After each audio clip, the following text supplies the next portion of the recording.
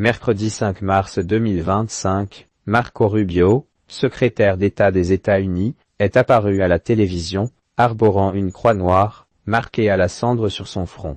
L'Église catholique de France explique la signification de ce signe. Poëret Bodionekouté 7. Article. La signification cachée derrière la croix noire dessinée sur le front du secrétaire d'État Marco Rubio. Lors d'une interview 002.00, Marco Rubio est l'un des secrétaires d'État des États-Unis.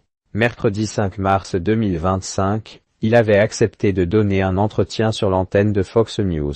Ce jour-là, l'homme politique portait une croix dessinée sur son front dans une teinte noire. Que cela signifie-t-il? L'Église catholique de France explique sur son site officiel qu'il s'agit de la croix dédiée à rendre hommage au mercredi des cendres, un jour marquant le premier jour du carême pour les catholiques. Le mercredi des cendres, premier jour du carême, est marqué par l'imposition des cendres. Le prêtre dépose un peu de cendre sur le front de chaque fidèle, en signe de la fragilité de l'homme, mais aussi de l'espérance en la miséricorde de Dieu. Lyon. Marco Rubio a donc manifesté son entrée dans le carême. Selon nos confrères de La Voix du Nord, le 6 mars 2025, le secrétaire d'État est catholique pratiquant, par héritage familial. Quant à sa volonté de partager sa position religieuse sur une chaîne très populaire aux États-Unis, elle pourrait être un moyen de réaffirmer son appartenance aux catholiques ultra-conservateurs aux États-Unis, analyse un professeur en sciences politiques à l'Université des Antilles, sur X.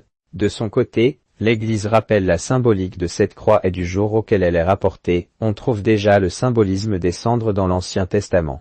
Il évoque globalement la représentation du péché et la fragilité de l'être. On peut y lire que quand l'homme se recouvre de cendres, c'est qu'il veut montrer à Dieu qu'il reconnaît ses fautes. Par voie de conséquence, il demande à Dieu le pardon de ses péchés, il fait pénitence. La cendre utilisée pour former cette croix sur le front est donc un signe de connaissance de sa fragilité pour le secrétaire d'État, selon les rites traditionnels.